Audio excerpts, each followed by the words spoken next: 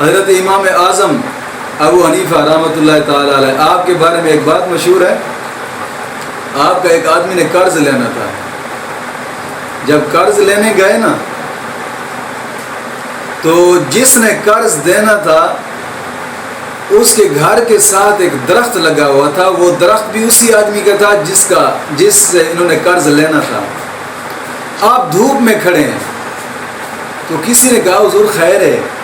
دھوپ میں کھڑے ہو، درخت کا سایہ ہے، سایہ کے نیچے کھڑے ہو جاؤ۔ آپ نے فرمایا یار اس آدمی نے میرا قرض دینا ہے جس کا یہ درخت ہے، اور حدیث پاک میں آتا ہے کہ جس قرض سے نفع اٹھایا جائے وہ سود ہوتا ہے، لہٰذا ہو سکتا ہے کہیں ایسا نہ ہو کہ اس نے میرا قرض دینا ہے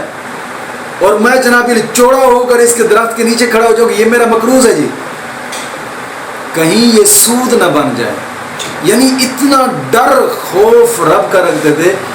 کہ مقروض کے درخت کے سائے کے نیچے بھی نہ بیٹھنا۔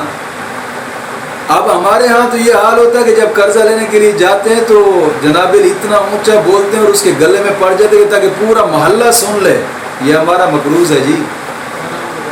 جی ہاں، کھانا بھی ادے کول کھانا تو جناب چوڑا ہو کے بیٹھک دے بیٹھ جانا، تو میں اتنے بیٹھا جناب جب تک قرضہ نہیں دینا میں جانا ہی نہیں، پھر بیٹھ جانا تو رات دے کھانے کا جی پروگرام بنائی ہو، بیٹھے ہیں۔ یہ نہ سوچنا کہ پتہ نہیں جس نے قرض دینا ہے اس کا حال کیا ہوگا یار۔ ہاں کچھ لوگ ان میں ایسے ہوتے ہیں کہ جو اپنے کام کو ترجیح دیتے ہیں اور جس کا قرضہ دینا ہے اس کا حال تک بھی نہیں۔ ہمارے ساتھ بھی ایسا ہوا ہے، چرنجہ سراری والوں نے کئی نے ایسا کیا، اپنے کاروبار کو ترجیح دی، یہ نہ سوچا کہ ہم نے کسی کا قرضہ دینا۔ کچھ لوگ ایسے ہوتے ہیں، اور کچھ تو ہیں ہی غریب نا بیچارے جو قرضہ لے کر گیا ہے اس کے پاس نہیں تھا، لیکن قرضے لینے والے نے اس کی کئی چیزوں سے نفع اٹھایا ہے۔ اور ہمارے علاقے میں کچھ یہاں پر ایسا بھی ماحول بن چکا ہے اب تو کہ جس نے قرضہ دینا ہے اس کا رقبہ یا زمین اپنے پاس رکھ لیتے ہیں، جب ہمارا قرض دے گا ہم آپ کا زمین واپس کر دیں گے، اور اس وقت تک اس کی زمین کو اگاتے رہنا اور نفع اٹھاتے رہنا، یہ سود میں آتا ہے۔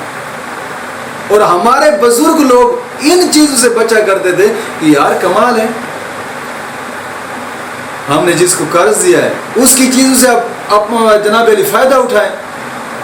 اس سے بچا کرتے تھے، کہتے تھے کہ اور بزرگ لوگ فرماتے ہیں اس چیز کا نام تقویٰ ہے۔